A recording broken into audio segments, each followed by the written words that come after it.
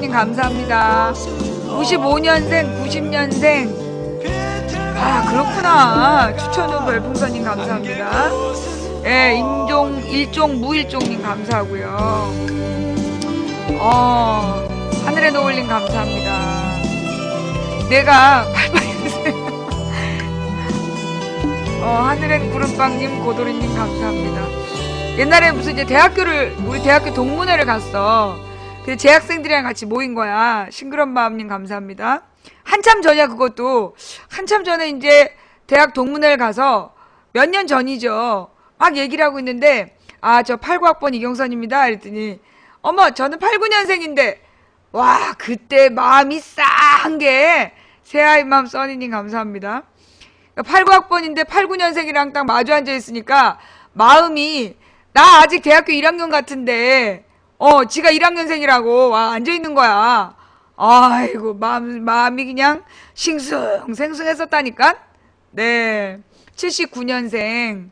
그래, 79년생이면 내가 초등학교 3학년 때네. 내가 76년도에 초등학교 1학년이었어요. 여기 84학번도 나왔어! 84학번! 84학번도 나왔어요. 예, 반가워요, 84학번님. 네.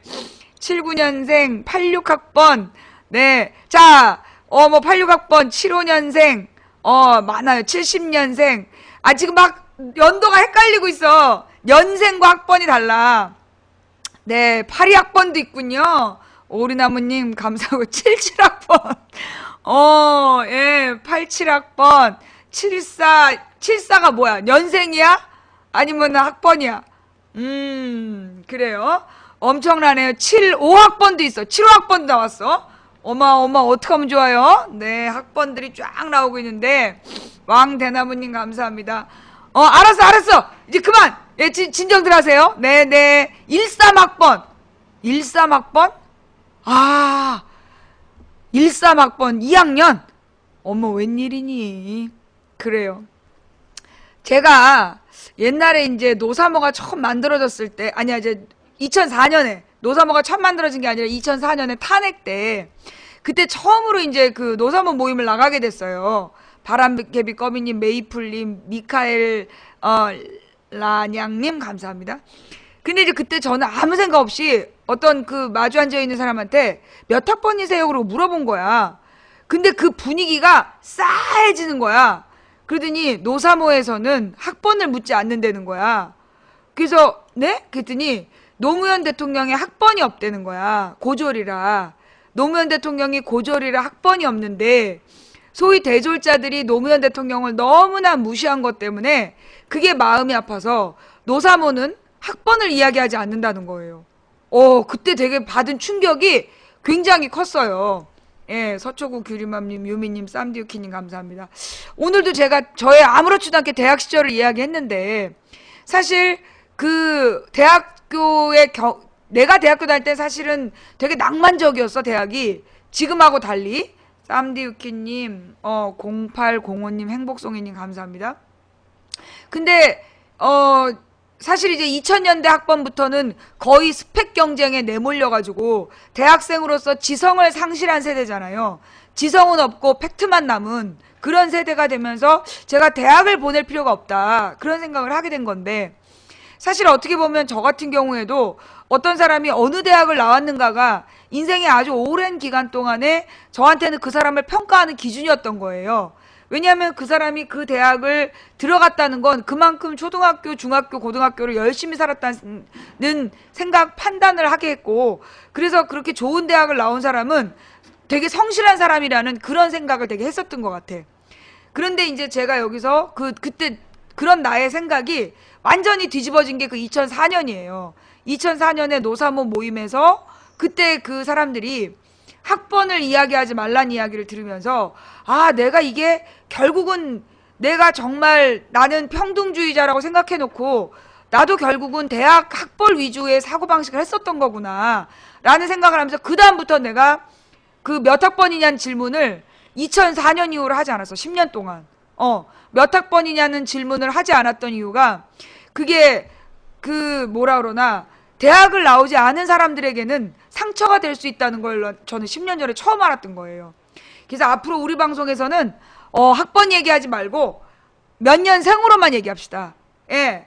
연생, 연식, 몇 년식, 나는 몇 년식이다. 연식으로만 이야기하는 우리가 되었으면 좀 좋겠다는 생각이 들고, 그리고 또 제가 우리 경희대 선후배님께 부탁드리는 게, 여러분들께서는 저랑 같은 그 학교라는 게 기쁘셔가지고 도봉지역 주민이나 우리 경희대 출신 분들이 막 나 경희대예요 얘기하고 나 도봉구 살아요 막 그러는데요.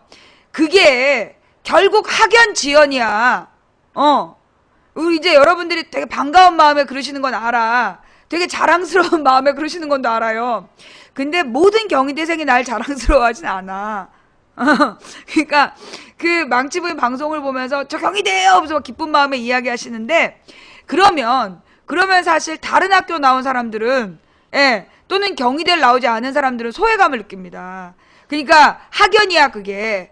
그러니까 우리 그 경희대 졸업했다 그 얘기는 하지 맙시다. 그리고 또 그 뭐라 그러나, 우리 도봉지역 산다, 저 도봉지역 살아요, 도봉구 옆에 노원구 살아요 막 이렇게 지역적 거리를 강조하지 말았으면 좋겠어요. 그럼 멀리 사는 사람들은 소외감 느껴. 예. 우리 망치부인방에 불멸의 원칙이 있어. 뭐냐? 개인적인 인사를 금지하는 거 들어보셨죠? 예. 제가 그 개인적인 인사를 금지하잖아요. 어머 누구님 안녕하세요 이렇게 가령 이제 팩트TV의 애청자분들이 우리 방에서 인사하면 쫓겨나요. 왜? 팩트TV라서가 아니라 개인적으로 인사를 나누는 게, 예, 개인적으로 인사를 나누는 게, 그 인사를 나누시면 나누는 분들끼리는 좋잖아요. 근데 그 인사를 받지 못하는 다른 시청자들은 소외감이 느껴지는 거야. 소외감. 그래서 우리 방송에서는 그 절대 개인적인 인사를 금지하고 있어요. 웬만하면 개인적으로 인사하지 말고, 개인적으로 인사하지 말고 전체에게 인사해라. 예. 그게 우리 방송이요. 사실 이제 아프리카에서 이런 시사방송이 저보다 인기 있었던 시사방송들이 있었어요. 2008년에. 그런데 그 방송들이 다 죽어버렸어. 죽은 이유가 뭐였냐면 그 구성원들의 침묵행위가 새로운 사람들이 그 방송을 듣지 못하게 한 거야. 새로운 사람들이 이제 갔는데 자기네들끼리만 막 누구님 뭐 어떻게 됐어요? 뭐 개인적인 얘기를 막 물어봐. 그러면 들어와서 시사 얘기에 관심을 가지려고 했던 사람들이 거기서 소외감을 느끼는 거죠. 그래서 그런 방들이 점점 사람들이 떨어지고 나면 자기네들끼리 또 막 싸워. 시청자가 줄어든 이유가 너 때문이니 이러면서 싸우다가 결국 방들이 폭파됐어. 근데 우리 방은 옛날에 2007년부터 개인적인 침묵을 금지했어요. 침묵행위 금지하고 오프라인 모임을 금지하고 시청자들끼리 오프라인 모임을 절대 금지. 그리고 개인적인 침묵, 개인적인 인사 채팅 금지. 그 다음에 세 번째로 별풍선을 한꺼번에 많이 쏘지 못하게. 예, 100개까지는 쏴도 괜찮아. 근데 101개부터 벙어리, 1000개부터 강퇴, 10,000개부터 블랙. 이게 망치 부인이 아프리카에서 장수하는 비결이에요. 왜냐하면 별풍선을 많이 쏘잖아요. 그러면 별풍선을 많이 쏘면 열혈팬이라는 게 돼. 그러면 열혈팬은 뭐가 되냐면 빨간색으로 채팅을 하게 돼요. 그러면 어느 방에서 열혈팬, 빨간색 글씨가 채팅을 주도하잖아. 그러면 어떻게 되냐? 나머지 다른 색깔 시청자들, 우리 원래 그 컴퓨터 시청자들은요, 컴퓨터로 채팅할 때는 제가 펜 색깔 지정을 안 해요. 펜이든 아니든 색깔 지정을 안 해서 다 똑같이 검정색이야. 근데 모바일로 보면 색깔이 달라져요. 펜이냐 아니냐에 따라서 색깔이 달라지는데, 제가 컴퓨터로는 그 펜 지정을 안 해놨어요. 펜 색깔, 우리 방송 자체적인 펜 지정을 안 했어. 어떤 분이 옛날에 펜은 다른 색깔로 글씨를 지정해달라고 막 그래가지고 알았다. 그래갖고 글씨색을 흰색으로 해버렸더니 다시는 펜들 색깔 달리해달라는 얘기를 안 한 거야. 근데 그게 왜 그랬느냐 하면, 실제로 이제 팬들이 말이에요. 팬들이 막 그 채팅을 주도하면서, 그 뭐라 그러나 어떤 자기네들끼리만 막 친하게 얘기를 해버리면 새로운 사람이 와서 적응을 못해. 제가 아마 여러분 보시면 아시겠지만 아프리카에 우리 망치부인방에 새벽마다 참 채팅 많이 했던 어떤 분을 내가 블랙 걸었어.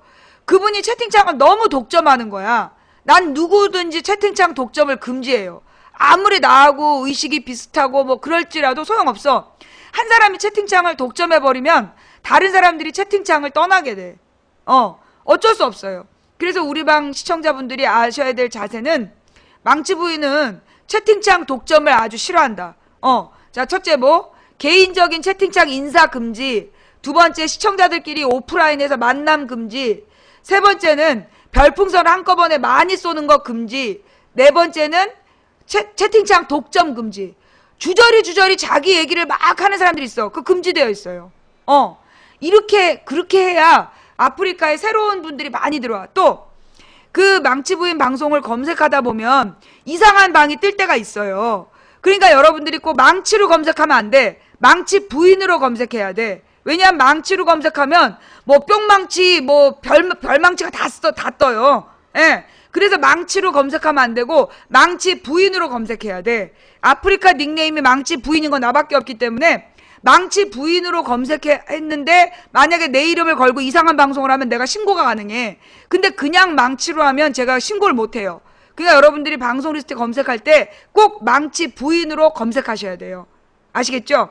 예. 그 다음에 이 채팅창에 보면 엉뚱한 채팅하는 사람들이 있어.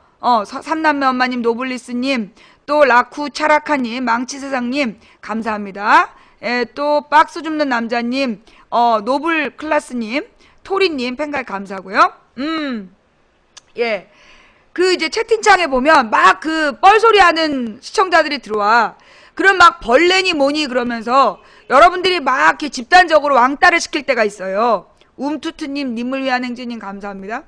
근데요, 여러분이 그렇게 벌레라고 낙인 찍으면 벌레 짓을 해요.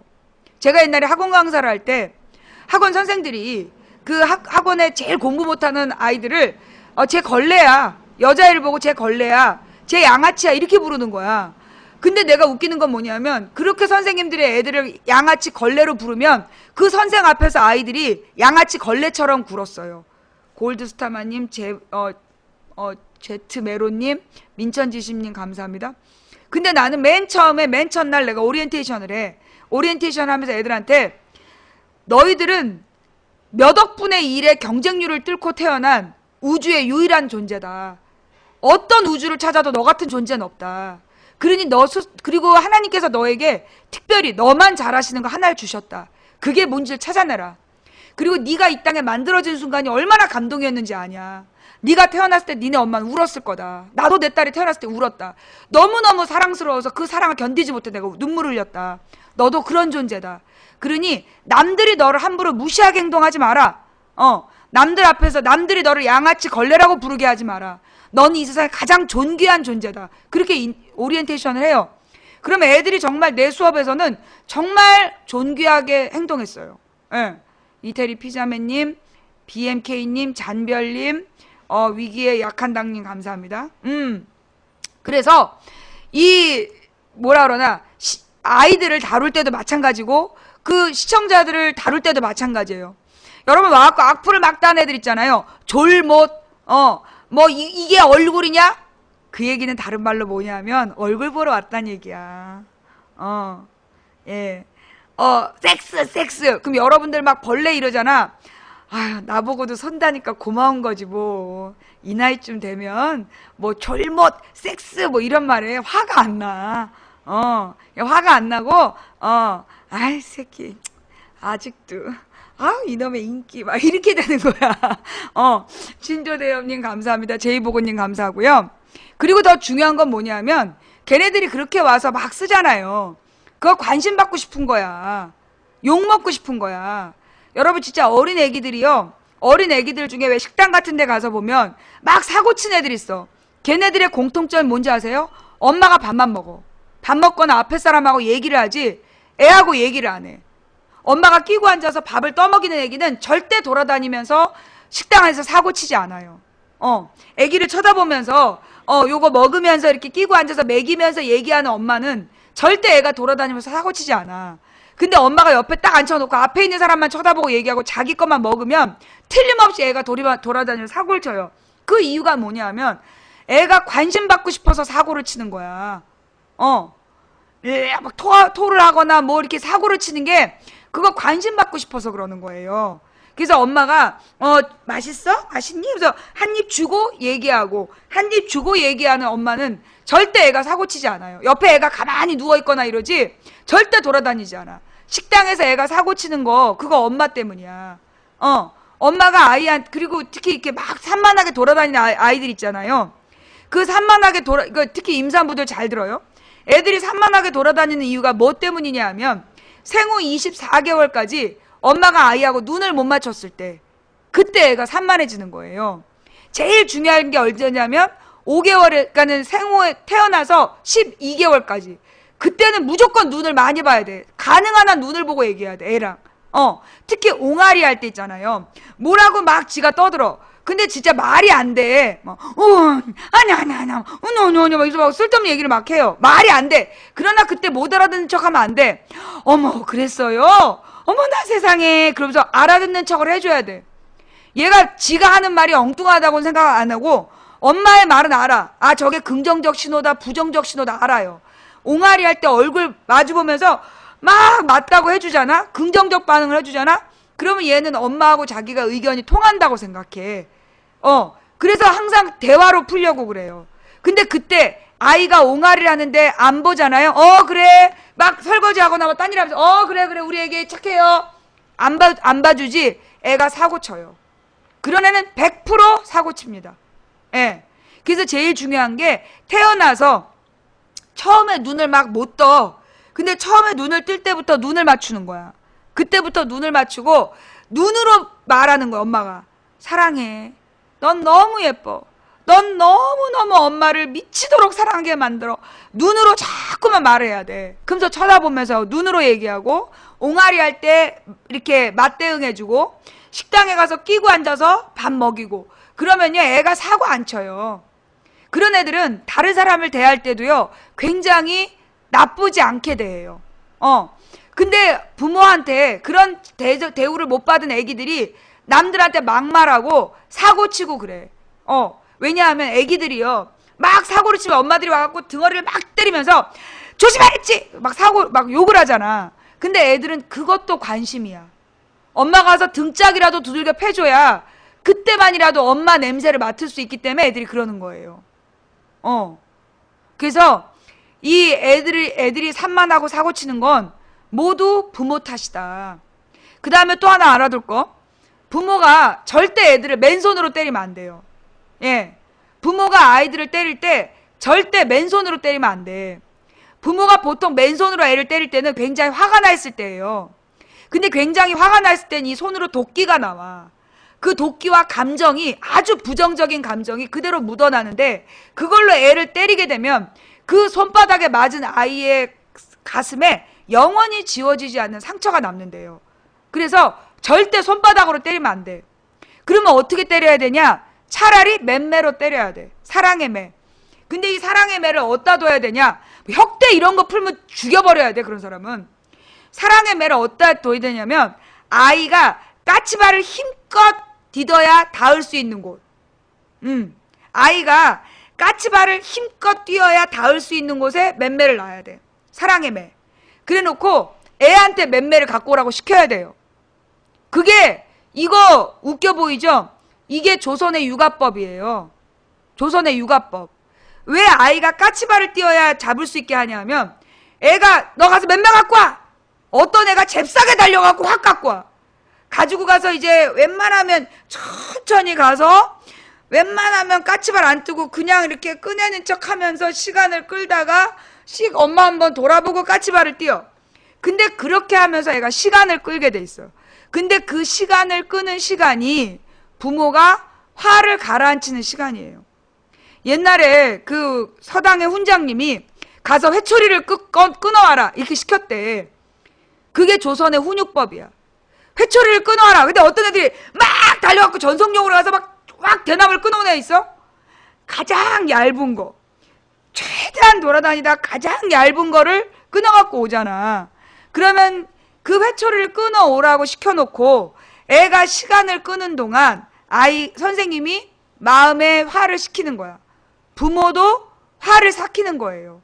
그래서 물론 얇은 게 더 아프죠. 푸석푸석한 게 덜 아프고. 근데 좌우지간 회초리를 끊어와라 라고 시키는 거나 가서 매를 가져오너라 라고 시키는 게 그게 뭐냐면 그걸 가지고 오면서 시간을 끄는 아이를 보면서 그 부모의 마음에 있는 측은지심이 살아나게끔 하는 거야. 그래서 절대 맨손으로 아이를 때리지 마라. 특히 맨손으로 아이의 뺨이나 머리를 때리는 건 굉장히 나쁜 거예요. 습관적으로 자녀의 머리를 때리는 사람들이 있어. 꿀밤을 주거나 손바닥으로 머리를 때리거나 그게 참 나쁜 거야. 왜냐하면 손바닥으로 머리를 때리거나 뺨을 때리면요. 그 자존심에 절대 해결되지 않는, 낫지 않는 상처가 남는다는 거야. 그래서 절대 뺨을 때리거나 머리를 이렇게 손으로 때리거나 등짝을 후려치거나 그러면 안 되는 거야. 그러니까 아이들을 때릴 때는요. 이제 저는 어떻게 했냐면 항상 그 맴매를 놓고 맴매 가져와! 그리고 맴매를 가져온 다음에 길게 설명을 해. 너가 뭘 잘못했는지. 제가 우리 딸한테 매를 댄 건 3번이에요. 그게 이제 11개월 때, 그 다음에 17개월 때, 23개월 때 3번 매를 때렸어. 무슨 얘기가 있냐면 3살 버릇 8가지란 말 있잖아요. 아이를 때릴 때는 3살 전에 때리라는 거야. 3살 뒤에는 버릇을 고칠 수가 없다. 그러니까 만 3살 이전에만 때려야 된다는 얘기야. 그게 무슨 얘기냐.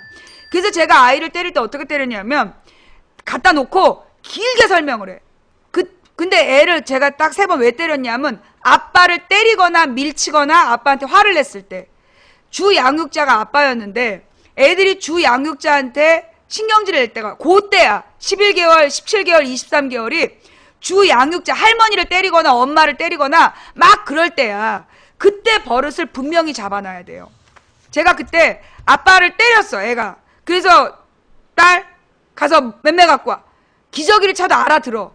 엄마가 그럴 때 되게 무섭게 얘기를 하기 때문에 가 맴매를 갖고 와. 그러면 굉장히 길게 야단을 치는 거야. 한 30분을. 왜 아빠를 때렸느냐? 너 엄마가 너를 그렇게 때리면 좋겠냐? 너 절대 어른 때리는 거 아니다. 어떻게 아빠가 너를 얼마나 사랑하고 엄마가 너를 얼마나 사랑하는데 네가 어떻게 아빠를 때렸느냐. 이거는 정말 용서할 수 없는 죄다. 너는 너무너무나 나쁜 죄를 지었기 때문에 오늘 맴매를 맞아야 된다. 그 얘기를 반복적으로 해. 근데 애가 진짜 잘못했다는 느낌을 갖게 해. 근데 11개월이면 기저귀를 차고 있을 때야. 그때 그 맴매로 일단 기저귀의 빈 공간을 세게 때려서 소리를 크게 내야 돼. 그래야 애가 그 큰 기저귀 소리에 놀래면서 이게 매를 맞는 거 되게 무섭구나라는 느낌을 갖게 되는 거죠.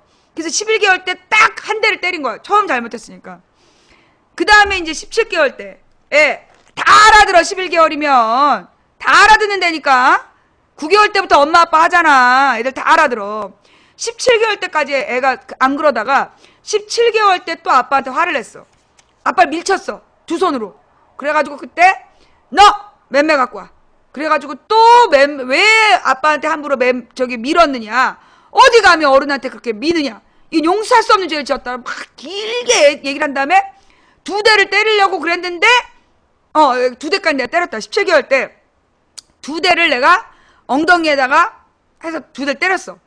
그리고 난 그때도 물론 기저귀 차고 있을 때였죠. 17개월까지 기저귀 찼는데 18개월에 기저귀를 풀었어. 그래가지고 그때부터는 이제 발바닥을 때렸지. 엉덩이 말고 발바닥을 때리려고 이제 마음을 먹고 있었는데 3번째 23개월 때도 아빠한테 화를 냈어. 그래서 그때도 이제 그때 1시간을 야단을 쳤어.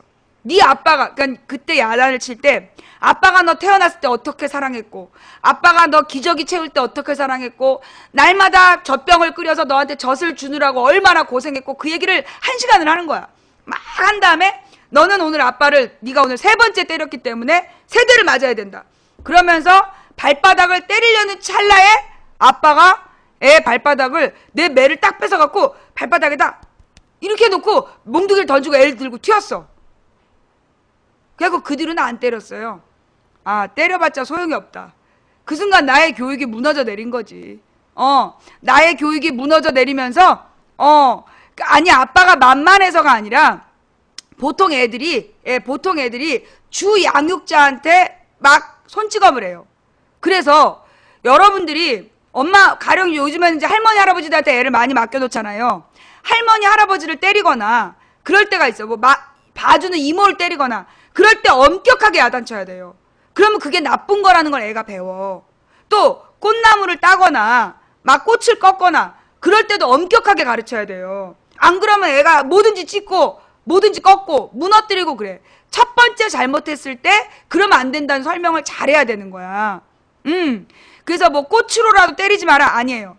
그 아동 심리를 연구해 보니까 36개월 이전에 그렇게 매로 맞은 거는 기억을 못 한대. 자존심에 상처가 안 간대. 근데 36개월 이후에 맞은 건 기억이 남는데 자존심에 상처가 남는다는 거야. 특히 손으로 때린 거는 그렇게 기억에 남는다는 거예요. 예. 그러니까 36개월 이전에는 그렇게 맴매를 들고 긴 설명을 가지고 때려도 돼. 근데 때릴 때 아까 얘기했듯이 한 대, 두 대, 세 대. 그 정도만 때려야지 개 잡듯 잡는 사람들이 있어. 그러면 안 돼. 그리고 난 다음에 제가 이제 우리 딸이 3학년하고 5학년 때 3학년하고 5학년 때 거짓말을 했어. 3학년 때 거짓말을 해가지고 반성문을 쓰게 했어요. 근데 그 5학년 때는 또 거짓말 하더라고. 그래서 내가 그때는 어떻게 했느냐면 이거는 내가 너를 야단쳐서 될 문제가 아니다. 너가 12살이 돼서도 10살 때 나쁜 버릇을 고치지 못한 건 네 잘못이 아니라 엄마 잘못이다. 애를 세워놓고요. 그 사랑의 매 옛날부터 있었던 그 회초리를 들고 내 손바닥을 때렸어. 12대 때린 거야. 그 12대 때리니까 이 손바닥에 핏줄이 터지면서 핏줄이 이제 그 터져갖고 막 부풀어 오르는 거야. 그래도 12대를 때렸어요. 애 보는 앞에서. 세워놓고 너가 잘못한 건 엄마의 잘못이다. 네 잘못은 너가 12살이 돼서 잘못한 건 네 잘못이 아니라 엄마의 잘못이다. 너 나이의 아이는 엄마의 거울이 네가 엄마의 거울이다. 네 잘못은 엄마의 잘못이니 엄마가 맞겠다. 그래가지고 12대를 내가 딱 때렸더니 그 뒤로 우리 딸 울고불고 막 잘못했다고 싹싹 빈 다음부터 절대 나한테 무례하게 안 굴어. 예. 함부로 그렇게 행동 안 해요. 그리고 애가 자기가 어느 순간 잘못하면 엄마가 딱 꼭지가 도는구나 알기 때문에 스스로 절제를 해. 그러니까 사춘기를 넘어갈 때 애들이 부모한테 막 구는 경우 있잖아요. 예. 애들이 사춘기 때 부모한테 너무나 도가 지나치게 구는 경우가 있어. 그거 왜 그러냐? 어려서 못 잡아서 그래. 예. 어려서 못 잡아서. 뭐가 너무 심해. 뭐가 너무 심해. 옛날에 어른들이 그렇게 했어요. 그거 몰라요? 조선시대 때도 애들이 제대로 안 하고 반복되는 잘못이면 부모가 자기 동아리를 때렸어. 이게 고전육아법이에요. 예. 고전육아법에 아이한테 3번을 야단쳐도 2번을 때리고 뚜렸는데 3번째 잘못하면 그땐 부모가 스스로 자기 종아리를 친 거야. 근데 그게요, 애들을 제대로 인성교육을 하게 해요. 예. 날 때렸다니까, 나. 우리 딸을 때린 게 아니라 나를 때렸다고. 엄마 손바닥을 때렸다고. 내가 우리 딸을 때린 건 3살 전에 그 맴매로 3번 기저귀를 때린 게 다고, 그리고 12살 때는 내 손바닥을 때렸다는 거예요. 그 아이를요, 뭐 폭력은 안 된다. 물론 폭력이 안 돼. 근데 학교에서 애들을 두들겨 패야 된다. 그거하고 지금 헷갈리면 안 되지. 당신 등신이야? 학교에서 선생들이 애들 때린 거 왜 문제가 됐어? 슬리퍼 신고 다니는 슬리퍼로 애 뺨을 때리거나 애들 뺨을 때려서 문제가 된 거 아니야. 학교 체벌하고 헷갈려? 애들 인성은 부모가 가르쳐야 되는 거예요. 아이들 인성은 부모가 가르쳐야 되는 거고, 애가 3살 넘은 다음에는 몽둥이를 쓰지 말란 얘기야. 말귀 못 알아들어? 말귀 못 알아들어? 아유. 이게 폭력으로 보이면 블랙리스트야. 엄마가 자기 손을 때리면서 아이가 잘못하지 않도록 가르치는 게 그게 폭력으로 보이면 방송 들을 자격이 없어. 예. 이게요, 3살 넘은 애들을 몽둥이로 다스리려고 하면 안 돼. 3살 넘은 애를요, 때려서 가르치려고 그러면 안 돼요. 근데 아이를 때려야 될 때가 와. 애가 스스로 고쳐지지 않을 때가 있단 말이야. 그럴 때는 애를 세워놓고 엄마 손을 때리는 거야. 자기 손을 때리고 자기 종아리를 쳐서 아이가, 그것도 12살 이전에 통해요. 12살 넘으면 소용없고 12살 이전에 그때 아이를 바로 잡아야 돼. 그러지 않으면요, 애들이 스스로 자기 인성 관리를 못 합니다. 애가 막 부모를 때릴 때 내버려두면 사춘기 때 막 나가요. 그리고 아이가 분명히 잘못했는데도 넘어가 주잖아. 그러면 애가 클수록 사고를 칩니다. 예. 우리 딸이요, 학교에서 선생님들한테 뭐라고 얘기를 듣느냐 하면 모든 면에서 반듯하다. 아이가 참 반듯하다. 공부를 잘한다는 얘기보다 아이가 참 반듯하다는 얘기를 들어요. 담임 선생님이 그런다는 거야. 우리 영민이는 모든 선생님이 아이가 참 반듯하다고 칭찬하신다. 물론 1학기 때 얘기야. 2학기 때 어떨지 모르겠어. 1학기 때 모든 선생님이 우리 딸을 반듯하다고 칭찬하셨다는 거예요. 그 얘기가 나는 공부 잘했다는 얘기보다 그렇게 좋은 칭찬이 난 드물다고 봐. 그리고 나는 우리 딸한테도 뭐라고 가르쳤냐. 물론 애가 그만큼 다 실천하는지는 모르겠어요. 만약에 왕따에 동참하면 넌 가만두지 않겠다. 왕따를 하는 건 네가 지금 어떤 아이를 왕따시키면 나중에 반드시 네가 그 피해를 받게 된다. 누구 다른 인간의 마음에 상처를 주는 행위는 반드시 너에게 돌아온다. 누군가 왕따를 당하면 너는 그 아이에게 의무적으로 말을 걸어야 된다. 누구 친구를 왕따시키는 것이 그게 가장 비겁한 짓이다. 아이한테 맨날 그렇게 가르쳐요. 누가 이상해 그렇게 얘기하면 그 이상한 아이가 왜 그렇게 이상한지 한번 생각해 봐라. 라고 가르치고. 근데 이제 그러면서 중요한 건요, 그 모든 것의 바탕은 뭐냐 하면, 평상시에 충분한 사랑을 해줘야 돼요. 평상시에 충분히 사랑해주고, 충분히 사랑한다는 눈빛을 주고, 그리고 나서 이야기를 할 때 아이가 부모 말을 존중을 해요. 예, 근데 이게 왕따를 조장하는 아이들이요, 왕따를 조장한 애들의 특징이 뭐냐? 애정결핍이야. 집에서 충분히 사랑받고 자란 아이는 왕따를 시키지 않아요. 누구 왕따를 주도하지 않아. 그게 왜 그러냐? 결국은 누구를 미워하는 거 애정결핍이야. 근데 지금 우리 사회가요, 전반적으로 애정결핍이에요. 우리 사회가 전반적으로 애정결핍이야. 이 애정결핍이 뭘 낳냐 하면 인간의 그 정서적인 불안의 원인이 돼요. 이 인간의 정서불안은 가학적인 범죄를 낳아요. 지금 우리 사회가 엉망이 된 이유가 뭐냐 하면 우리가 60년대 70년대 산업화 과정에서 사랑하는 법을 잃어버렸어. 물론 그 이전에 일제강점기 때부터죠. 일제강점기 때부터 가족이 해체당하고, 그리고 산업화 시절에 가족들이 또 해체당하면서 이 가족들이 서로 친밀하게 편들어주고 어울리고 그걸 잃어버린 거야. 그래서 이게 이 70년대 이후에 성장한 사람들이 기본적으로 극심한 애정결핍에 시달려요. 이 애정결핍은 어느 때냐? 내가 아까 얘기했지. 태어나서 24개월에 그때 충분한 사랑을 받아야 돼. 그때 엄마 아빠의 스킨십을 충분히 받아야 되고, 손 만져주고 발 만져주고 발바닥 손바닥에 뽀뽀 많이 해주고, 그리고 늘 쓰다듬어주고, 예, 그렇게 해서 스킨십을 많이 해주고 눈을 들여다보고 얘기를 해주잖아요. 그러면 그게 나는 사랑받고 있다라는 마음을 갖게 되는 거야. 근데 그게 안 되잖아요. 그게 안 되면 나중에 이 아이가 이 소시오패스가 되는 거야. 소시오패스가 되는 거야. 어린 시절에 충분한 사랑을 받지 못한 아이들이 소시오패스가 돼요. 사이코패스나 소시오패스가 그래서 되는 거야. 그래서 어린 시절의 아이들을요, 아무리 바빠도 저는 그렇게 봐요. 이 육아휴직이라는 것이 굉장히 과학적 제도다. 그리고 이거는 육아휴직은 사회적으로 보장돼야 돼요. 3년까지의 육아휴직은 사회적으로 보장돼야 돼. 아이 하나당 3년 동안의 육아휴직은 사회적으로 보장이 돼야 돼. 왜냐? 엄마가 아이를 태어나서 36개월 동안 돌보잖아요? 쳐다보고 돌보고 그랬을 때 이 아이가 성장해서 이 사회에 필요한 사람이 되는 거야. 이 사회를 아름답게 만들어. 근데 우리나라는 육아휴직을 하면 직장을 잃을까봐 두려워하잖아.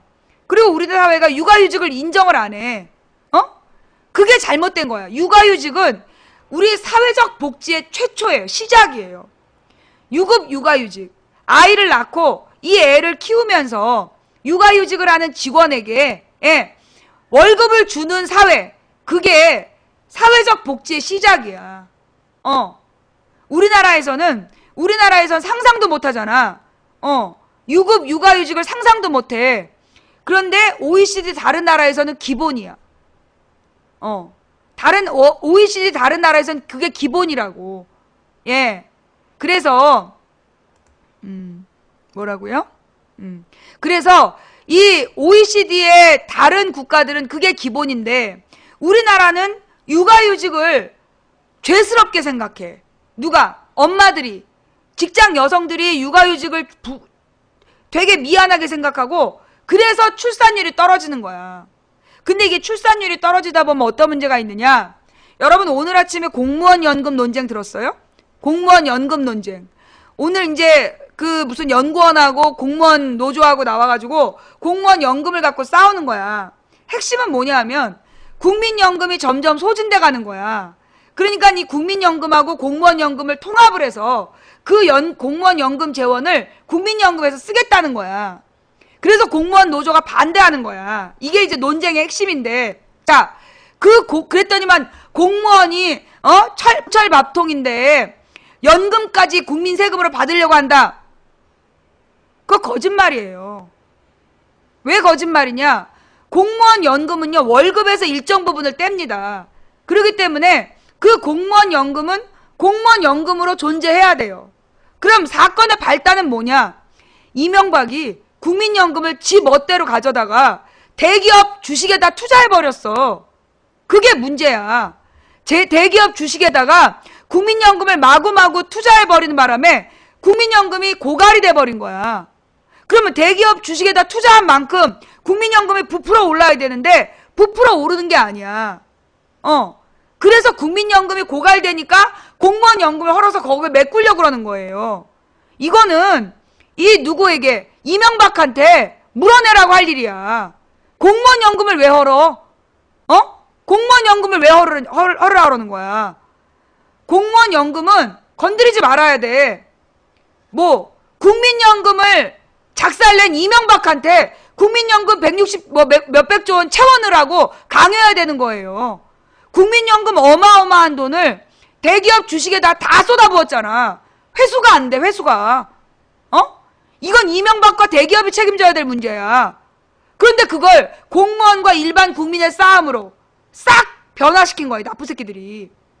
공무원과 일반 국민의 싸움으로 변화시킨 거예요. 참 개잡놈들이죠.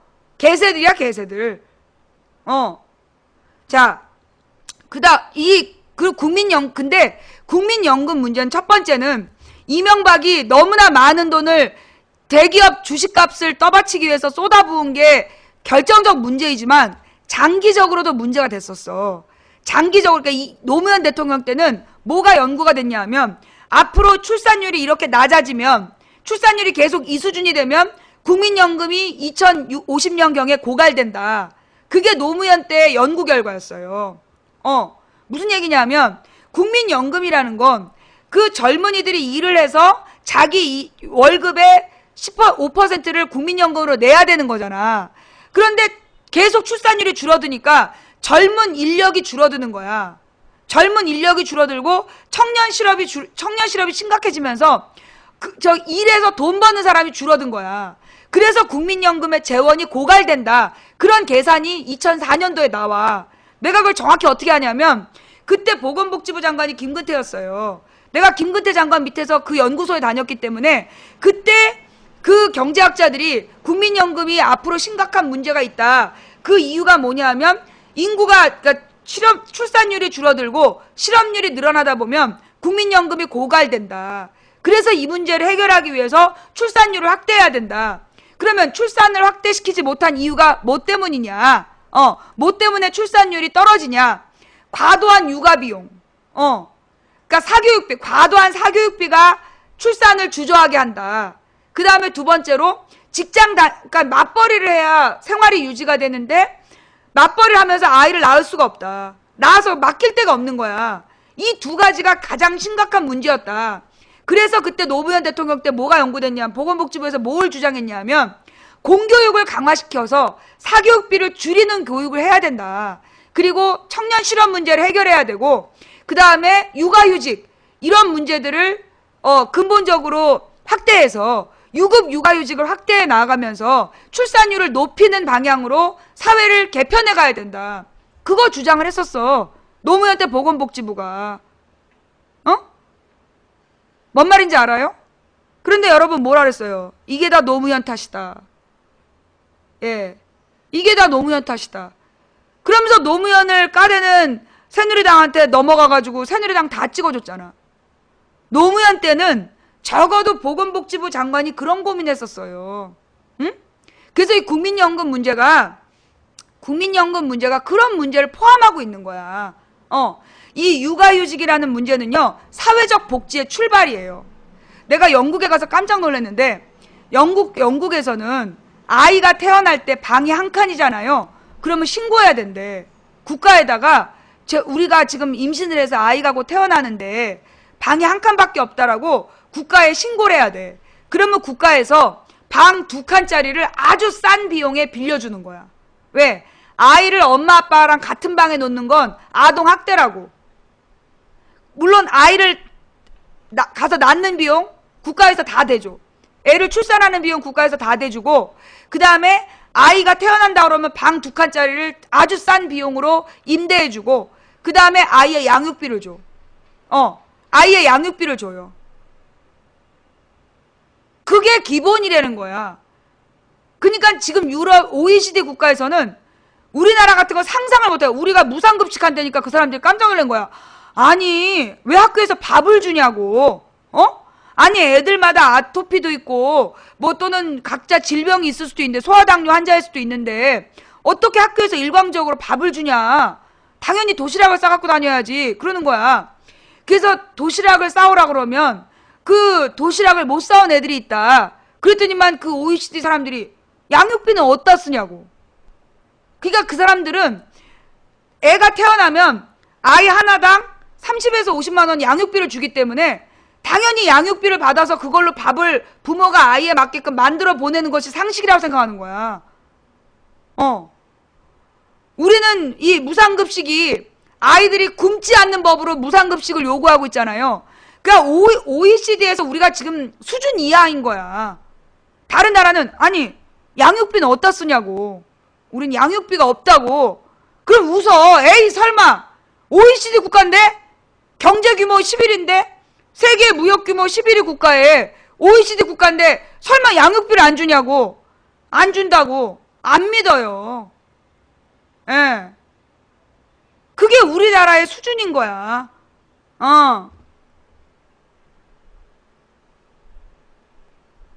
네. 자, 그래서 무슨 얘기냐면 사회적 복지. 그래서 다른 나라는 육아휴직이라는 걸 당연시해요. 육아휴직이라는 걸 당연시 여기고 그 다음에 왜 외국인들의 연봉이 높으냐 하면 아이를 집에서 키우는 거. 아이를 엄마가 집에서 키우려면 엄마의 노동비까지 아빠의 월급에 계산이 돼 있는 거야. 그래서 외국의 연봉이 높은 거예요. OECD 국가의 아빠들의 연봉이 높은 이유가 뭐냐면 엄마의 임금까지를 계산해서 아이들을 키우는 비용, 가족수당과 엄마의 임금까지 계산해서 아빠한테 주기 때문에 그래서 월급이 높은 거예요. 예. 세금이 70% 그건 개뻥이고 세금을 70% 내는 건 누구냐 하면 재벌들. 재벌들은 세금, 그러니까 수익의 70%를 세금으로 내요. 왜냐하면 70%를 세금으로 내도 30%만 해도 어마어마하잖아. 그러니까 삼성 100조 원의 영업이익을 얻었다. 그러면 70조 원을 세금으로 걷는 거야. 그래도 30조 원이 어마어마한 돈이니까. 뭔 말인지 알겠어? 그래서 세금이 70%란 얘기는 재벌들, 재벌이나 뭐 몇백억 버는 연예인이나 이런 사람들이 70% 내는 거고, 일반 서민은 50%예요. 일반 서민은 50%. 어머, 50%를 세금 내고 어떻게 살아요? 50%가 세금인데 병원비가 공짜야. 50%를 모든 사람이 자기 세금에, 월급의 50%를 세금으로 내는데 병원비 공짜, 대학교까지 공짜, 양육비 주고, 예, 그러는 거예요. 그러니까 50%를 내고 병원비 공짜, 그 다음에 교육비, 대학교까지 공짜, 그리고 또 뭐더라, 양육비 주고, 학교에서 양육비, 그러니까 나라에서 양육비를 주고, 그 다음에 실업수당 주고, 노인연금도 주고. 그게 유럽의 기본 복지야. 네. 그게 유럽의 기본 복지예요. 그런데 우리나라에서 이런 얘기하면 사실과 다르다. 내가 그래서 유럽 가봤잖아. 내가 이탈리아, 영국, 프랑스, 독일, 스위스, 그럼 어디 갔지? 영국, 프랑스, 스위스, 이탈리아, 독일, 오스트리아, 그리고 바티칸. 내가 7개국 가봤어. 거기는 다 그래. 거기는 기본이, 소득의 50%를 세금으로 내는 대신 병원비 공짜, 그리고 교육비 공짜, 대학교까지 공짜야. 근데 독일에서 등록금 40만 원 걷겠다고 그래가지고 애들이, 프랑스인가? 등록금 40만 원 내라고 그래가지고 애들이 불질렀잖아. 시청에다가. 개소리 하네? 그래. 넌 터키 살지? 네가 터키에서 살기 때문에 개소리로 들리는 거야. 터키는 안 그래. 터키는 안 그래. 영국에 갔더니 영국의 왕세자비나 일반 서민이나 똑같이 아이를 출산하면 4일 동안 입원한대. 나 진짜 놀랬다니까요. 그 복지 이야기를 들으면서 진짜 놀랬어. 그리고 이탈리아 같은 경우에는 외국인이 갑자기 맹장이 터졌다. 수술해줘. 공짜야. 이탈리아에서는 외국인이 국내 이탈리아 여행하다가 갑자기 맹장이 터졌다. 수술해준다는 거야. 기가 막히죠? 예. 그게 복지라는 거야. 그러니까 의료와 교육, 안전, 이건 국가에서 철저히 책임지는 거야. 의료, 교육, 안전은 국가에서 100% 책임지는 거야. 근데 우리나라는 안 그렇잖아. 그래서 우리나라에서 나름대로 대책으로 만든 게 건강보험이야. 예. 그러니까 뭐냐면 이게 복지는 그 정도는 돼야 된다고 보는 거야. 복지는 그 정도는 돼야 된다라고 보는 거예요. 여러분 혹시 하우스라는 미국 드라마 아세요? 하우스라는 미드 본 사람? 죄송해요. 왜 이러냐. 예. 하우스라는 미드를 보면 거기에 굉장히 희귀 질환을 앓고 있는 사람들이 나와. 그래갖고 하우스에 보면 엄청난 조사를 해요. 검사를 해. 어마어마한 검사를 해. 별의별 검사를 다 한단 말이야. 그 검사비를 어떻게 낼까 걱정되죠. 미국 드라마 하우스에 나오는 그 병원이 공립병원이야. 돈을 안 내. 그거 알았어요? 여러분 미드 보면서 그 하우스, 그 닥터 하우스, 그 하우스라는 의사가 나오는 그 미드 있잖아. 그게 적인 거 몰랐지? 공립병원이라 그 공짜인 거 몰랐지? 그게요, 그러니까 공립이라기보다 그 병원은 많은 그 재단에서 그 후원금을 받아. 거기 나오는 이제 여자 원장이 나오잖아. 그 원장의 역할이 뭐냐면 재벌들한테 미드야. 닥터 하우스는 영드고 그냥 하우스는 미드예요. 닥터 하우스는 영드야. 그리고 그냥 하우스는 미드예요. 그래서 그 그냥 하우스라는 의사는 그 하우스는 존스 홉킨스 의대를 졸업한 의사이고 절름발이 의사. 닥터 하우스는 타임머신 타는 영국 드라마. 50년인가 40년 된 거? 달라. 근데 하여튼 미드하우스에서 보면 거기 엄청나게 많은 검사를 해요. 그 많은 검사비를 누가 대냐고. 그 수술비랑. 그게 재벌들이나 이런 이 재단이 막 후원을 받아. 그래서 그 후원을 받아서 닥터 후인가? 미안해요. 닥터 후였어. 미안해. 닥터 하우스가 아니라 닥터 후. 자, 그래서 좌우지간 이 하우스 박사의 병원은, 하우스 박사가 치료하는 그 병원은 공짜라는 거예요. 공짜. 거기 보면 막 집시가 나오잖아. 어떤 막 집시라든가 굉장히 가난한 동네에 사는 사람들이 나오잖아.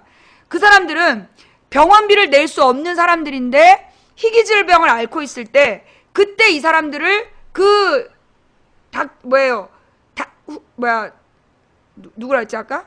하우스네 병원으로 보내는 거야. 왜 그러냐면요. 미국이 그 의료 민영화라고 막 얘기하잖아. 그거 말고 또 뭐가 있냐면 요즘에 나왔었던 드라마 제목은 몰라. 되게 이기적인 어떤 의사가 있는데 아내가 죽었어. 아내가 죽은 다음에 그 아내 귀신이 나와. 그래가지고 그 이기적인 의사한테 그 가난한 사람들을 돕는 의료시설에 가서 막 도와주게끔 하는 드라마가 있어. 그거 봤어요? 그 드라마에 나오는 그 가난한 사람들을 위한 병원, 그것도 공공병원이야. 무슨 얘기냐? 미국이 왜 우리가 시코 보면 손가락이 2개가 잘렸을 때 하나만 보험으로 수술하고 이런 거 봤잖아. 미국이 민영 병원이 많다라고 얘기해도 무려 27%인가? 27%의 공공의료시설이 있는 거야. 그 공공의료시설이 소위 빌 게이츠라든가 워렌 버핏 같은 사람들이 기부하면 그 돈으로 운영되는 의료시설들이에요. 그런 게 27%나 돼, 국가 전체에. 그러면 우리나라의 공공의료는 몇 프로? 10%. 우리나라의 공공의료시설이 10%밖에 안 돼. 다 민영병원이야. OECD 중에 민영병원 비율이 가장 높은 나라가 우리나라예요. 아예 영국이나 프랑스 같은 나라들은 공공의료가 90% 이상이야. 공공의료가 거의 병원비 안 내고 다니는 게 90% 이상이고, 그 아주 작은 왜 정말 부자들을 위한 특수병원이 돈을 받아. 그런 의료시설이 있는 거야. 또는 뭐 개인을 이렇게 와서 치료해준다든가 이럴 때는 돈을 받는데 대부분은 공공의료라는 거예요. OECD는 그렇다는 거야. 그런데 우리나라는 그런 거 꿈도 못 꾸잖아. 그런 거 얘기하면 굉장히 막 미친 사람으로 스스로 생각하잖아. 나라 경제가 어려운데. 그럼 우리나라에 생산되는 돈이 그런 복지를 할 수 없을 만큼 우리나라 가난한 나라냐? 세계 11위 부자라니까. 우리나라 기업이 벌어들인 돈이요, 합치면 전 세계에서 11위 부자야. 우리나라가 그만큼 돈이 많다는 거야. 근데 그 많은 돈이 어디로 갈까요? 다 재벌 아가리로 들어가는 거야. 전부 다 재벌의 아가리로 들어가기 때문에 우리는 육아휴직도 유급 육아휴직은 꿈도 못 꾸는 거고, 당연히 대학 등록금을 세계에서 제일 비싸게 내야 되는 거고, 우리는 당연히 비싼 돈을 내고 병원 치료를 받아야 되는 줄 아는 거예요. 우리나라 무역 규모가 세계 11위야. 경제 규모만 11위지 야, 경제 규모 11위인데 부자가 아닌 이유는 뭐냐? 경제 규모가 11위인데 부자가 아닌 이유가 뭐야? 경제 규모 11위라는 게 뭔지 몰라? 그만큼 경제적으로 생산량이 많다는 얘기야. 경제 교류가 그만큼 많다는 얘기라고. 그게 부자가 아니면 뭐가 부자야? 나쁜 놈들아. 미국 대학이 등록금이 왜 비싼가요? 자, 미국 대학의 등록금, 예일 대학이나 하버드 대학은요 수천만 원이에요. 한 학기에 2, 3천만 원에. 기가 막히죠? 그런데 소위 우리나라에서는 모두 아이비리그만 가. 그게 미국의 유명한 사립대학을 아이비리그라고 묶어놓은 거야. 그게 우리나라 사람들 미국의 대학이 예일대, 하버드대, 또 뭐지? 보스턴대, 몇 개밖에 없는 줄 알잖아. 아니라고. 미국의 대학이 80%는 공립대학이래요. 미국 대학의 80%가 공립이야. UCLA 주립대학이야. LA 주립대학. UCCK 그럼 캘리포니아 주립대학. 모든 주가 공립대학이 있는 거야. 그러면 그 UCCK는 우리나라랑 등록금이 비슷해요. 500만 원 정도로 비슷한 거야. 그런데 그럼 우리가 왜 등록금 1위냐? 그 수천만 원짜리가 있는데 그 주립대학들의 모든 주립대학의 장학금 제도가 잘 돼 있어서 애들이 실제로 내는 돈은 20, 30%만 낸다는 거야. 그러니까 150만 원 내고 다닌다는 거야, 미국 애들은. 미국은 등록금 제도가 너무 잘 돼 있어가지고 걔네는 저 공립대학이 500만 원 정도를 등록금으로 내라 그러지만 거기 7, 80%를 저기 장학금으로 다 유치가 된다는 거야. 왜냐? 미국엔 무슨 제도가 있어? 기부제도. 그 기부제도가 뭐냐 하면 자기가 기업에서 이윤을 얻어. 근데 이윤을 얻었는데 이윤의 70%를 세금으로 내야 되잖아. 그런데 네가 이거를 기부하겠다면 60%만 기부해라. 그럼 70% 깎아주는 거야, 세금을. 그래서 기부를 하는 거예요. 국가에서 너한테 70%를 걷어서 우리가 공공복지에 쓸 수 있지만 네가 만약에 직접 기부하겠다면 너가 65%만 기부해라. 그러면 네가 70% 세금 낸 걸로 쳐줄게. 그걸 우리나라 새누리당 지지자들이 뭐라고 뻥을까? 탈세 수단이다. 야, 이 개새끼들아, 그게 왜 탈세냐? 그게 왜 탈세야? 국가가 세금을 걷어서 세금을 쓰는 게 마음에 안 드는 기업은 직접 자기네들이 필요하다고 생각하는 곳에 직접 지원하게 해주는 게 기부제도야. 그걸 탈세라고 뻥을 까는 거야, 이 쌍놈 새끼들이. 세금을 조금 깎아주는 대신 그 대신 기부를 하게 해. 그럼 이 사람들이 기부를 해야 되잖아. 세금만큼 기부를 해야 되니까 대학교에 기부를 많이 한다고. 대학에 기부를 많이 해서 그걸 장학금으로 풀어주는 거야. 이것도 우리가 모르고 있잖아. 이걸 또 막 탈세라고 지랄을 해. 아유, 이게 탈세로 보이면 너도 꺼져. 이게 탈세로 보이면 너도 꺼져. 예. 그게 그래서 우리나라가 현재 그 대학 등록금이 뭘로 기준했을 때 1인당 소득에 비교했을 때 가장 비싼 나라가 우리나라예요. 대학교 평균 등록금이 1인당 국민소득 대비해서 가장 비싼 나라가 우리나라야. 국민소득에 비해서 등록금이 가장 비싼 나라가 대한민국이라고. 그러면 등록금 대학 1등, 세계 1등이야.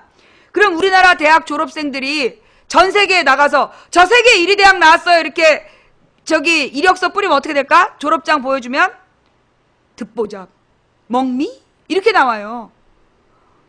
우리나라 대학 등록금은 우리나라 대학 등록금은 세계 1위인데 대학의 수준은 100위권 안에 못 들어가. 그럼 100위권 안에 들어간다고 박박 우기는 거 있어. 건물 수 이런 거 있잖아.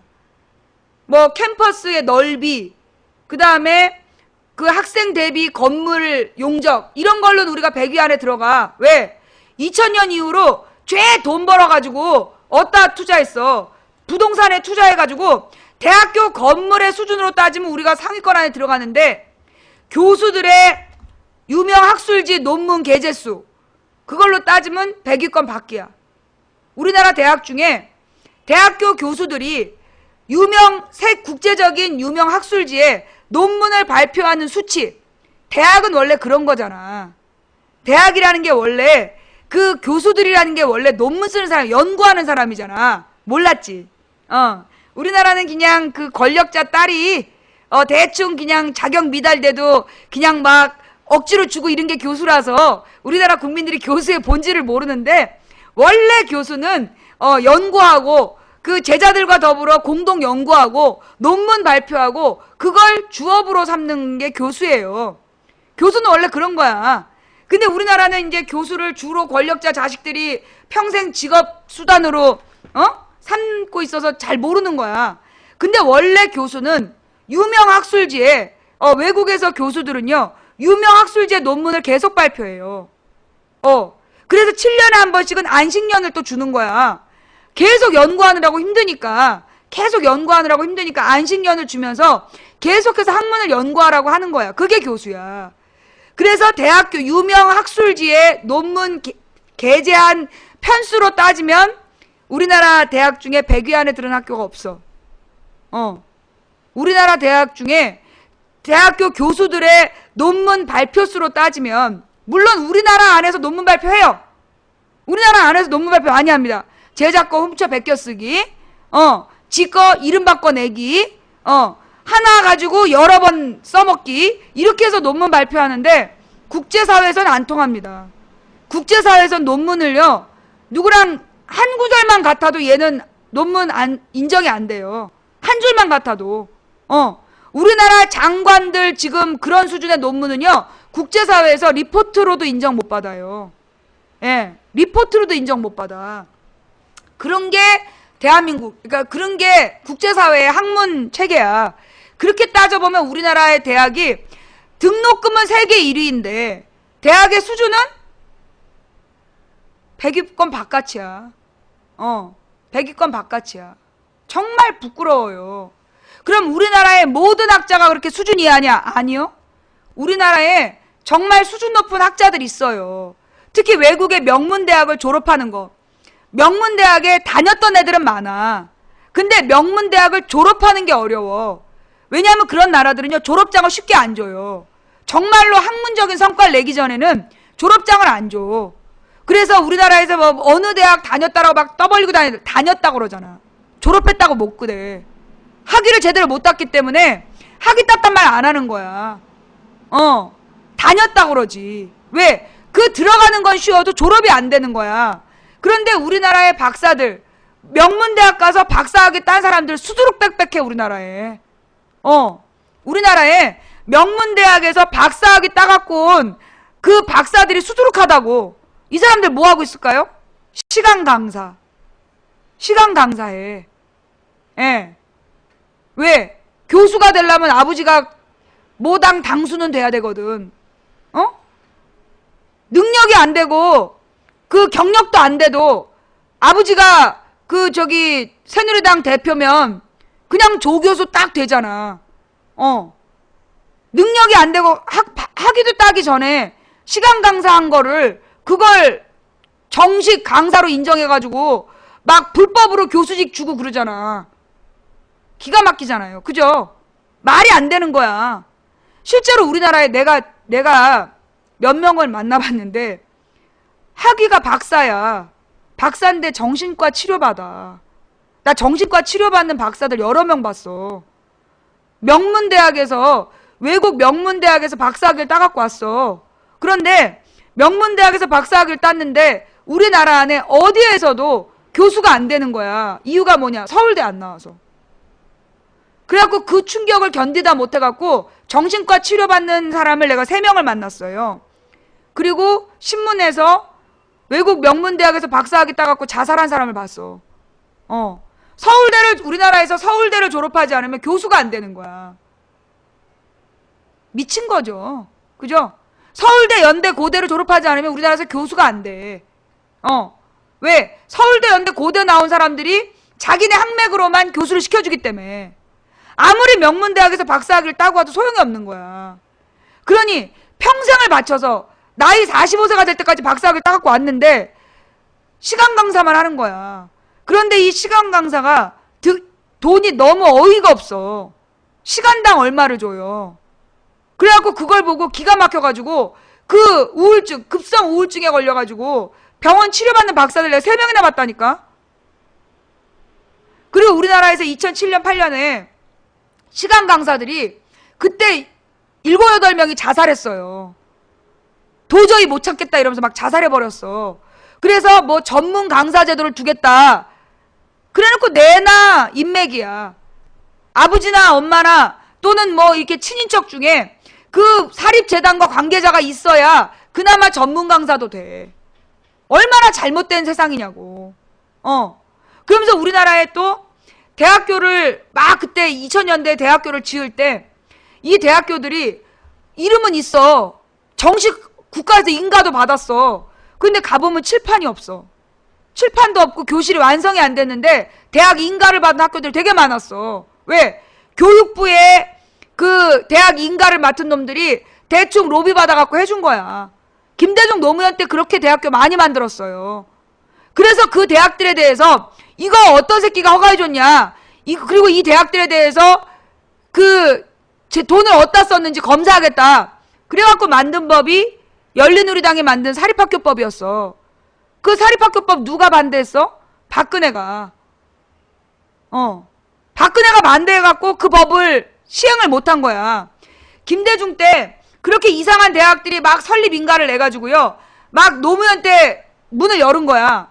문을 열었는데 문 열고 나서 문제가 생기니까 노무현 대통령 때 열린우리당이 사립학교법을 만들어서 사학 비리를 전부 다 척결하겠다 그랬어.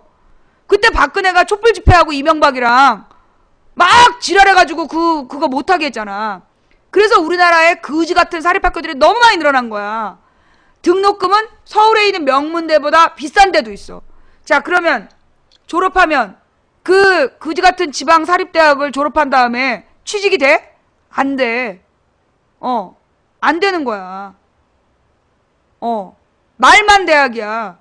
그 대학을 졸업장을 내도 아는 사람이 없어. 아는 사람이 없어. 그래서 꼬라지가 이 꼬라지가 된 거야. 그래서 자, 지금 박근혜가요, 부산에 가가지고 멸치 먹고 부산 자갈치시장 가가지고 한 바퀴 막 돈 다음에 영남권 신공항이 필요하다라고 발표를 했어. 지금 이제 박근혜가 직접 발표한 건 아니지만 뭐 국가연구용역단체에서 3년 전에 이명박 때는 필요 없다고 그래놓고 이번엔 필요하다 그랬어. 부산 영남 지역에 지금 이제 가서 떡검을 뿌리는 거죠. 영남권 신공항을 만들겠다.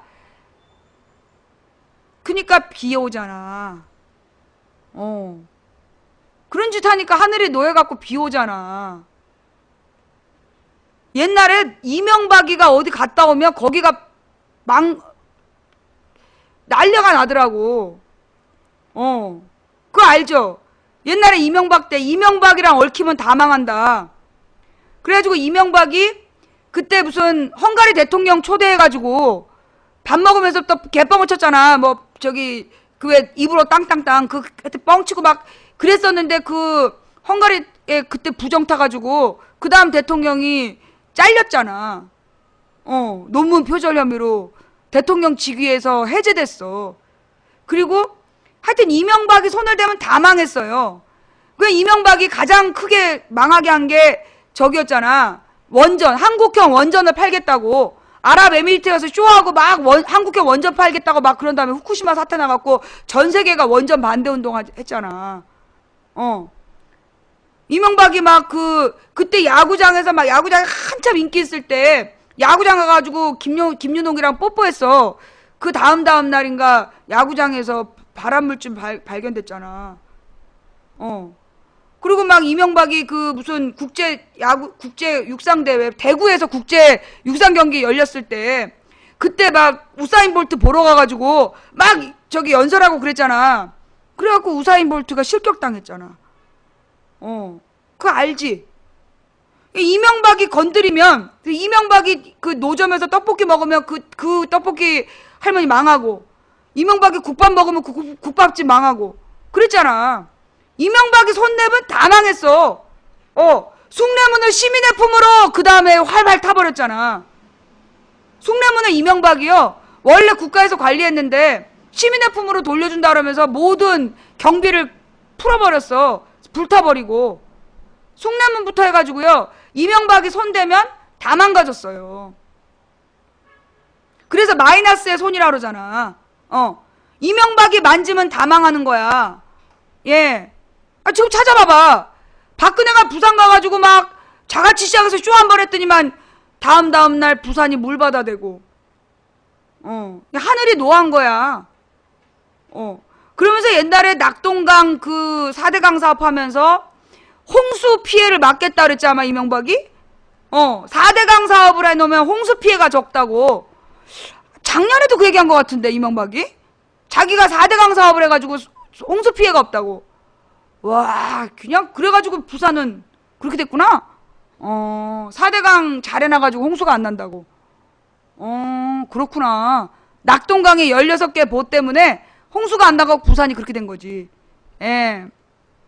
사실은 이제 부산 지역은, 부산 경남 지역에, 예, 지금 부산 경남 지역은,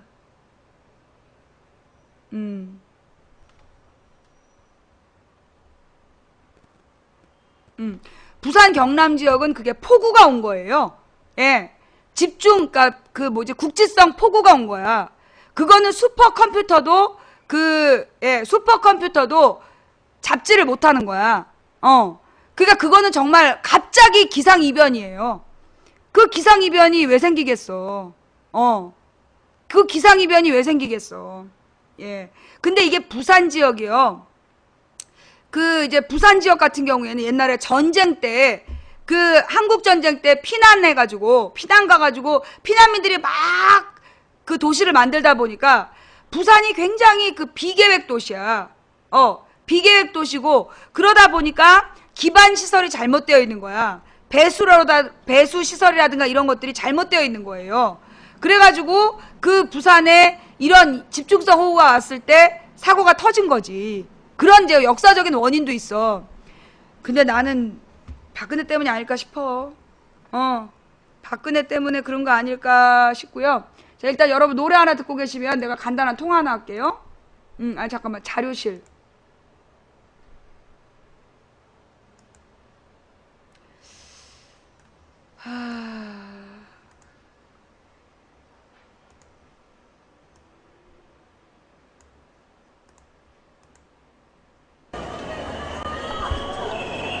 박근혜 대통령과 새누리당은 유가족과 국민에 대한 약속을 지켜라. 온 국민은 유가족과 더불어 철저한 진상규명을 원한다. 지금까지 전국 각지에서 수많은 국민들이 유가족과 함께 진실을 요구하며 걸어왔다. 앞으로도 국민들은 세월호 참사의 진상규명을 제대로 할 특별법이 제정될 때까지 걷고 또 걸을 것이다.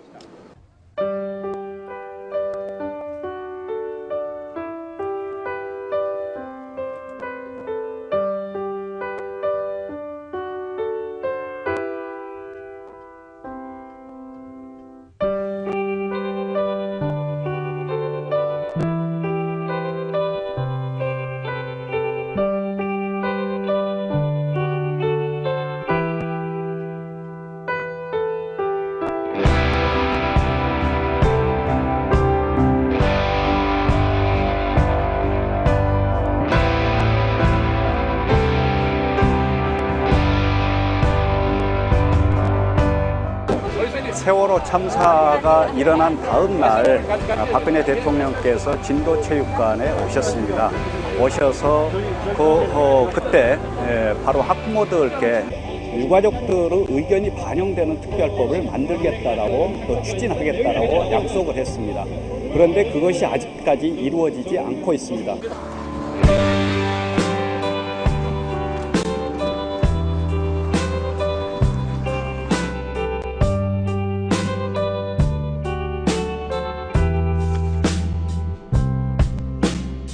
지금까지 이루어진 어떤 여야 합의안 같은 것들이 굉장히 그런 진상규명을 위한 것들이 아니고 그것이 제대로 보장해주지 못한다고 생각하고 유족들이 원하는 특별법이 꼭 제정되어야 한다고 생각합니다.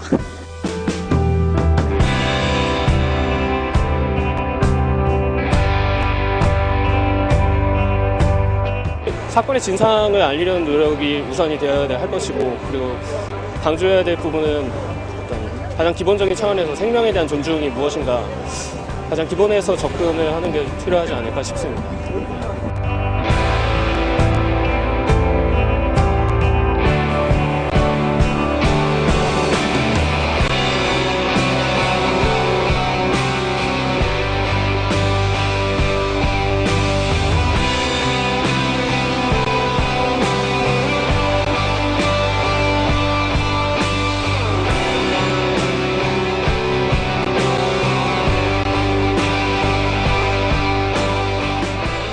오늘 행진의 의미는요, 이제 세월호 특별법은 이제 국민들이 만들어 가겠다라는 의미로 한 줄로 정리될 수 있을 것 같아요. 오늘 우리는 고사가 얼마 죄송합니다.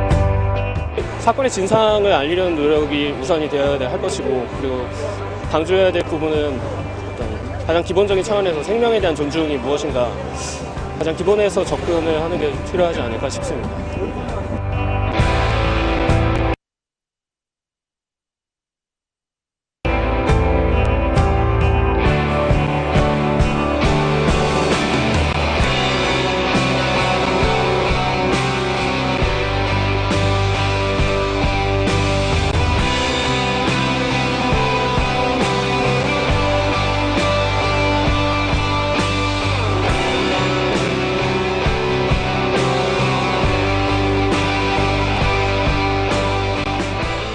오늘 행진의 의미는요, 이제 세월호 특별법은 이제 국민들이 만들어 가겠다라는 의미로 한 줄로 정리될 수 있을 것 같아요. 오늘 우리는 고작 얼마 안 되는 시간을 벌었을 뿐입니다.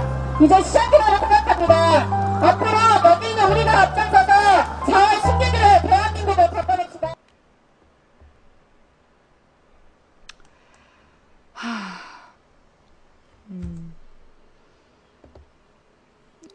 이런 귓말 했으면요, 요 귓말 캡처하셔가지고요, 그 내용을 우리 그 사진, 신고 게시판에다 올려주시고, 예. 자, 요 얘기를 내가 마지막에 해야 되는데, 요 얘기를 마지막에 해야 되는데, 잠깐 누가 전화통화 좀 하자 그래가지고, 10분 뒤에 나한테 전화통화하라고 얘기 좀 해줘요. 현희덕이님 감사합니다. 라임색 레이님도 감사하고요. 예, 우리 왕건25님 감사합니다. 이제 대학생들이 일어났잖아. 요거 나한테 10분 뒤에 전화하고 대학생 행진 얘기 행진에 관한 얘기 좀 해주세요. 그 얘기 좀 해주세요. 구름고개님, 식탁을 함께님 감사합니다. 하던 얘기가 뭐였냐면, 뭐 저 박근혜 때 비왔다 이 얘기는 그냥 농담이고, 농담이야. 예, 우스갯소리. 핵심은 뭐냐? 며칠 전에 목포에서, 예, 가을의 거리님, 식탁을 함께님, 구름고개님, 왕건25님 감사합니다. 며칠 전에 전남도지사가 목포 제주 간에 뭐 해저 터널을 만들겠다, 그런 얘기를 하더라고. 저 쓸데없는 얘기를 왜 하나 했더니 영남 신공항 때문에 한 얘기야 보니까. 연꽃님, 안나짱님, 님이 뿡이다님, 쿠리모님 감사합니다. 그러니까 이 목포 제주 간 해저 터널을 만들겠다는 얘기가 왜 나왔냐? 영남 신공항 얘기하려고 밑박한 거야. 루랑님, 당글공주님, 바람이 가는 곳님 감사합니다. 자, 목포 제주 간에 해저 터널 생긴다고 전라남도에 뭔 도움이 되겠어? 16조 원을 쏟아부어서 해저 터널을 만들어가지고 전남에 무슨 도움이 되겠냐고. 아무짝에 쓸모 없어요. 그거 왜 하겠다는 거야? 뭐 대한민국의 철도역 주변이 뭐 그렇게 발달했어? 발달 안 했어. 자, 영남 신공항. 여러분, 내가 지난번에 영남 신공항 때도 얘기했지만 우리나라 영남 지형의 지형이 어떻게 돼 있냐면요. 여러분 부산 가봤죠? 부산 지형 가보면 부산이 평지예요, 산지예요? 부산이 산으로 이렇게 둘러싸여 있잖아. 그죠? 이게 이 영남 지역이 특히 이 부산하고 이제 그 위쪽이 이게 태백산맥 끝이야. 태백산맥 끝자락이기 때문에 거기가 태백산맥하고 소백산맥으로 둘러싸인 곳이 영남이에요. 그래서 거기가 산지가 많아. 산지에다가 대형 공항 짓는 건 환경 파괴야. 그리고 비행기에도 위험해요. 공항을 만들기 위해서 산지를 깔려면요, 지금 그 영남 일대를 다 깎아야 되는 거야. 그래서 거기가 실제로 맞지가 않다고. 거기다가 이게 신공항이라는 게 뭐야? 국제공항을 만들겠다는 거야. 인천공항 규모의 공항을 만들겠다는 건데 공항터만 갖고 되는 게 아니에요.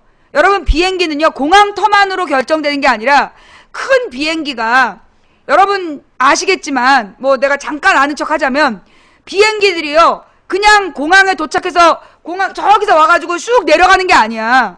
많은 비행기들이 공항에 착륙하기 위해서 순번을 대기하면서 공항 주변을 돌아요. 돌다가 그 사인을 받고 내려오는 거야. 그래서 공항 주변에는 엄청나게 많은 그 광대한 땅이 필요한 거야. 영종도 공항은 바다잖아. 앞이 바다기 때문에 이렇게 떠 있다가 사인 받고 내려오는 거야. 근데 영남 신공항의 지금 위치를 어디냐면 부산 옆에 이런 데가 아니야. 김해공항을 확장하면 되는데 부산에다 하겠다는 게 아니라 어디에다가 산속에다 하겠다는 거야. 지금 그 경상남도의 중앙에다가 영남 신공항을 하겠다는 거야. 그러면 그 근처 산 다 까야 된다는 얘기예요. 위험하다는 얘기야.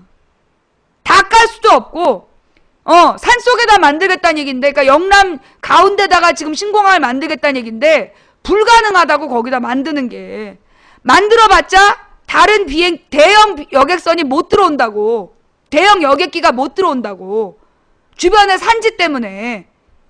여러분 그 제2롯데월드 왜 문제가 된지 알잖아. 제2롯데월드가 서울공항 옆에 근처에다 세워졌잖아. 근데 외국 비행기들이 서울공항으로 가기 위해서 이렇게 도는 거기에 제2롯데월드가 이렇게 서 있는 거야. 그래서 이명박이 활주로를 이쪽으로 틀어서 괜찮다는데 활주로 튼다고 해결될 문제가 아니라고. 공항 주변은 그래서 고도 문제가 매우 심각한 거예요. 그러면 영남 신공항에 지금 쏟아붓겠다는 돈 몇십 조야. 목포의 해저터널에 몇십 조를 쓰겠다는 거야. 이게 정말 필요한 걸까? 필요 없다고. 그 몇십 조 원을 그렇게 만들어 봤자 거기 공항 이용 안 해요. 영남에서 얼마나 많은 사람이 서울공항 와가지고 갈아타고 여행 간다고. 그 사람들을 위해서 지금 영남 신공항을 만들겠다는 거야. 부산 사람들이 해외여행 갈 때 인천까지 와가지고 인천까지 가서 거기서 출발하는데 시간이 오래 걸려서 영남 신공항을 만들겠다는 거야. 영남의 국민들 중에 얼마나 많은 사람이 그렇게 해외여행 갈까? 경상남도 국민들 중에, 도민들 중에 1년에 몇 번 해외여행 가시나? 내가 몰라서 그래. 그 경상남도 도민 여러분들은 뭐 이렇게 1년에 몇 번씩 해외여행 가세요? 아무짝에 쓸데없는 돈이야. 그러면 그 돈으로 뭘 해야 되냐 하면 국립요양원. 지금 경상남도 가장 심각한 문제는 뭐야? 노인 문제 아니야. 국립요양원 지어서 노인분들 지내게 하고 또 국립의료원 지어서 그 경상남도 지역의 주민들 병원 치료 언제든지 쉽게 가까운 거리에 적어도 사는 곳에서 30분만 가면 국립의료시설이 있어서 뭐 찢어지거나 깨지거나 비상 상황이 왔을 때 손쉽게 치료받을 수 있는 의료시설, 또 그 돈의 일부를 들여서 영남 지역에 국립대학을 몇 개 더 짓는 거, 그게 도민들에게는 훨씬 도움이 되는 거야. 영남도에서 태어나 자란 아이에게는 거의